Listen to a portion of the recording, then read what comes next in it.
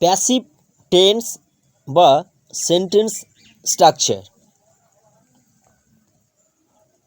Lesson 31 sentence structure 31 future perfect tense.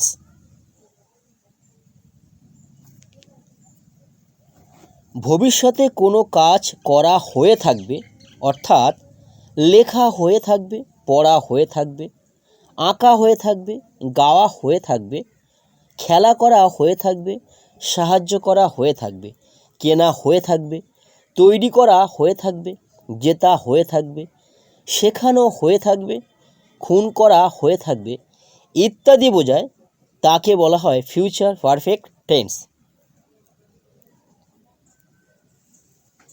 চলুন এবার affirmative sentence অর্থাৎ হ্যাঁবাচক বাক্যের গঠনের মাধ্যমে উদাহরণগুলো দেখে নিই। গল্পটি আমার দ্বারা লেখা হয়ে থাকবে। The story will have been written by me. ম্যাচটা তাদের দ্বারা জেতা হয়ে থাকবে। The match will have been won by them.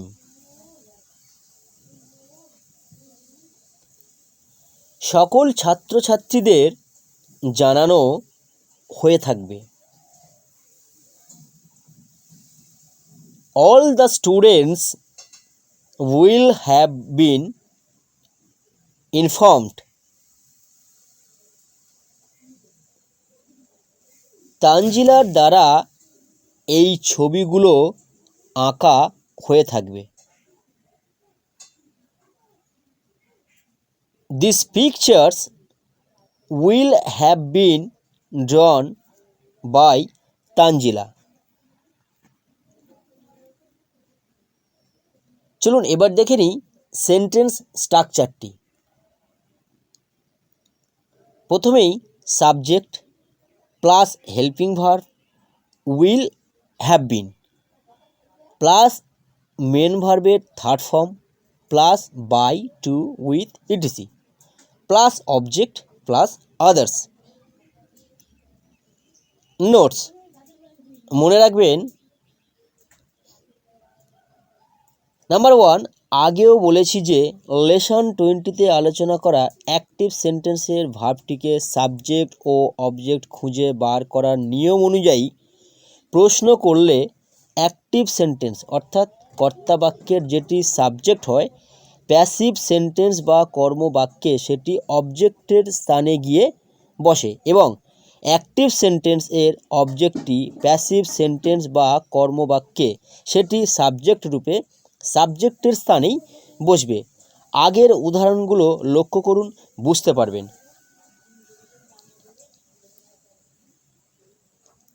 Number 2, তবে মনে রাখবেন যে প্যাসিভ সেন্টেন্সে সবসময় অবজেক্ট থাকে না, আর যদিও থাকে তাহলে সে অবজেক্ট হিসেবে বসার আগে তার আগে সঙ্গী হিসেবে বাই, টু, উইথ ইত্যাদি শব্দগুলোকে সঙ্গে নিয়েই বসবে।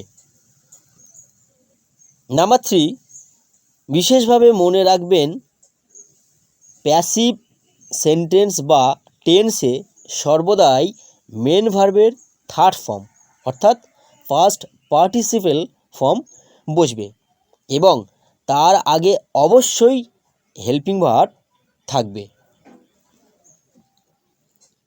নাম্বার 4, প্যাসিভ সেন্টেন্স বা টেন্সের ফিউচার পারফেক্ট এর হেল্পিং ভার্বটি হলো উইল হ্যাভ বিন। আপনি প্রতিটি সাবজেক্টের সঙ্গেই উইল হ্যাভ বিন বসাতে পারেন, কারণ বর্তমানে শ্যাল এর ব্যবহার অপ্রয়োজনীয়, এটা আগেও বলেছি।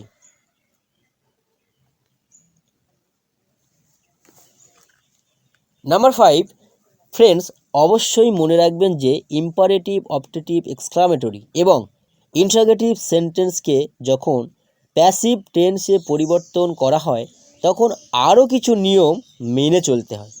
সে সম্পর্কে বিস্তারিত ভয়েস চেঞ্জ নামক ক্লাসে পাবেন। এটা বেসিক কোর্স, তাই বিস্তারিত আলোচনা করছি না। নাম্বার 6, ফ্রেন্ডস, আমি এখানে শুধুমাত্র অ্যাফার্মেটিভ সেন্টেন্স অর্থাৎ হ্যাঁবাচক বাক্যের গঠনটাই দেখালাম, কারণ বাকি নেগেটিভ, ইন্টারোগেটিভ এবং ইন্টারোগেটিভ নেগেটিভ সেন্টেন্স এর ক্ষেত্রে বিশেষ পার্থক্য নেই। আপনি কেবল পরের 3টি নিয়ম মনে রাখলে নিজেই সহজে করতে পারবেন। তাহলে চলুন সেই নিয়ম 3টি দেখে নিই। নাম্বার 1 হলো অ্যাফার্মেটিভ সেন্টেন্সের হেল্পিং ভার্ব উইল এর পরে কেবল নট বসিয়েই বাক্যটিকে নেগেটিভ সেন্টেন্স করা হয়। নাম্বার 2 হলো অ্যাফার্মেটিভ সেন্টেন্সের কেবলমাত্র হেল্পিং ভার্ব উইলকে সেন্টেন্সের প্রথমেই বসিয়ে অর্থাৎ সাবজেক্টের আগে বসিয়ে বাক্যটিকে ইন্টারোগেটিভ সেন্টেন্স করা হয়। তবে ডব্লিউএইচ ওয়ার্ড থাকলে ডব্লিউএইচ ওয়ার্ডটি হেল্পিং ভার্বেরও আগে বসবে, যদিও ডব্লিউএইচ ওয়ার্ড দিয়ে প্যাসিভ টেন্সের নিয়মটা এই কোর্সে দেখাচ্ছি না। নাম্বার 3 হলো ইন্টারোগেটিভ সেন্টেন্সের সাবজেক্টটি নাউন হলে নট নাউনের আগে বসিয়ে এবং প্রোনাউন হলে পরে বসিয়ে বাক্যটিকে ইন্টারোগেটিভ নেগেটিভ সেন্টেন্স করতে হবে।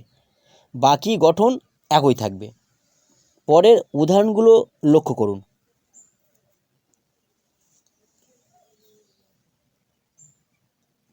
তাহলে চলুন একটা বাক্যকে 4 রকমভাবে গঠন করে আগের নিয়ম 3টি বুঝে নিই।